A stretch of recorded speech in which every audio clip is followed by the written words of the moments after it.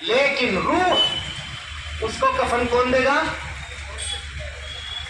اس کو کفن فرشتے دیتے ہیں، فرشتے دیتے ہیں۔ اب آئیے اس منظر کو دیکھتے ہیں جس منظر میں ہمارے اور آپ کے روح کو کفن پہنایا جائے گا۔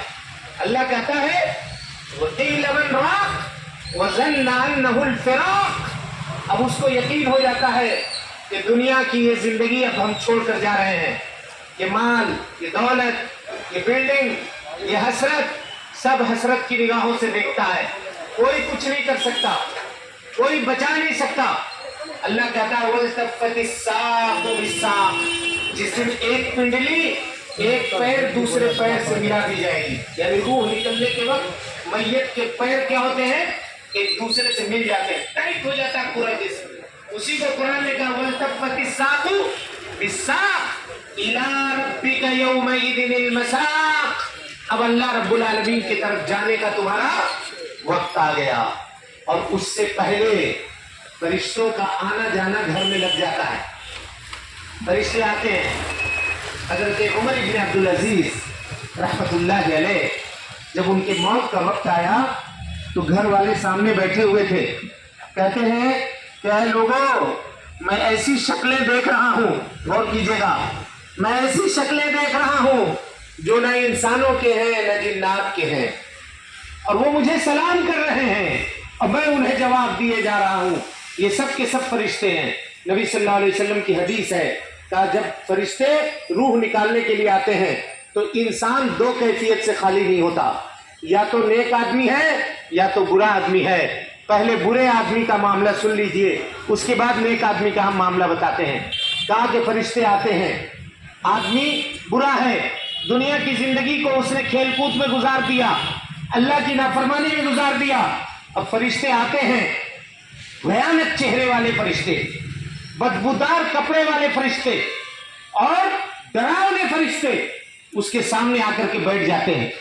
بے چینی کی کیفیت میں وہ آدمی ہوتا ہے، اور صرف فرشتے ہی نہیں، غور کیجیے گا، ایسے اس موقع پر شیطان بھی حاضر ہوتا ہے، ابلیس بھی آتا ہے، اللہ اکبر۔ اور ابلیس کیوں آتا ہے؟ کہا کہ ابلیس اس وجہ سے آتا ہے کہ وہ دیکھتا ہے کہ اس کی زندگی میں جتنا اس کو بہکانا تھا میں نے بہکا دیا، یہ لاسٹ ٹائم ہے، کہیں توبہ تو نہ کر لے، کہیں اللہ سے معافی تو نہ مانگ لے، اس لیے وہ آخری اٹیمپٹ کے لیے حاضر ہوتا ہے وہاں پہ اور کہتا بہت تکلیف ہو رہی ہے موت کی۔ کہاں بھائی بہت تکلیف ہے؟ کہا شرک کر دو، یہ پڑھ دو، اللہ کا انکار کر دو۔ انسان جو برا ہوتا ہے شیطان کے بہکاوے میں آ جاتا ہے، اور آنے کے بعد کیا ہوتا ہے؟ گمراہ ہو جاتا ہے۔ اب غور کیجئے، سائنس اس کی کوئی بھی توجیہ بیان کرے، بچہ جب پیدا ہوتا ہے تو روتا ہے، روتا ہے نہیں روتا ہے؟ کیا کہتے ہیں حدیث میں، کیا وجہ بتائی گئی اس کی وجہ یہ بتائی گئی کہ پیدا ہونے کے ساتھ شیطان حاضر ہوتا ہے اور وہ اس کو کچوکے لگاتا ہے، اس کے کچوکے سے اس کے چونٹی کاٹنے کی وجہ سے وہ بچہ چلا کر کے روتا ہے۔ یہ حدیث میں وجہ بتائی گئی۔ سائنس کچھ بھی بتائے، ہم مکلف ہیں حدیث کے ماننے کے، اور حدیث میں پیارے مصطفیٰ صلی اللہ علیہ وسلم نے یہ سبب بتلائی ہے۔ گویا اللہ رب العالمین یہ بتا رہا ہے کہ دیکھو یہ تمہارا دشمن ہے، اس سے بچ کر کے رہنا۔ تم جب پیدا ہوئے تھے تو اس نے تم کو رلایا تھا، اور یہ چاہتا ہے کہ تم زندگی بھر روتے رہو، اور مرنے کے بعد بھی تم روتے رہو، اس لیے کبھی بھی اس کے چنگل میں مت آنا۔ جس طرح سے پیدا ہونے وقت وہ حاضر ہوا تھا، مرنے کے وقت حاضر ہوتا ہے۔ اللہ کے نبی صلی اللہ علیہ وسلم دعا کرتے تھے اللہم انی اعوذ بک من عذاب القبر۔ ہم لوگ ہر نماز میں تشہد میں جب بیٹھتے ہیں تو دعا کرتے ہیں واعوذ بک من فتنۃ المسیح الدجال، اے اللہ ہم عذاب قبر سے تیری پناہ مانگتے ہیں، اے اللہ رب العالمین دجال کے فتنے سے پناہ مانگتے ہیں، واعوذ بک من فتنۃ المحیا، اے اللہ زندگی کے فتنے سے پناہ مانگتے ہیں، واعوذ بک من فتنۃ الممات، اے اللہ موت کے فتنے سے پناہ مانگتے ہیں۔